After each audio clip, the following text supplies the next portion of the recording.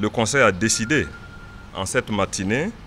de réformer les dispositions des textes régissant la Chambre de commerce et d'industrie du Burkina Faso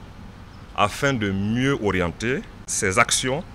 vers la défense sans exclusive des acteurs du commerce et de l'industrie dans notre pays. La réforme consiste donc à mieux responsabiliser les acteurs même du commerce et de l'industrie vis-à-vis de la Chambre de commerce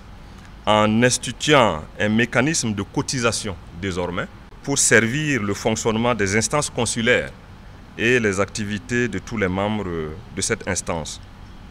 Elle consiste aussi à recadrer et à rationaliser la gestion des ressources de cette institution qui, je voudrais le préciser, sont des ressources publiques qui ont été concédées par l'État à l'institution afin que ces ressources puissent être orientées vers le développement du commerce, vers le développement de l'industrie dans notre pays. Enfin, elle consiste aussi à faciliter et à accélérer la réalisation d'un ensemble de grands projets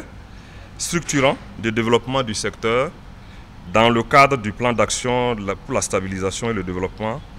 à travers une meilleure précision et gestion importante des pouvoirs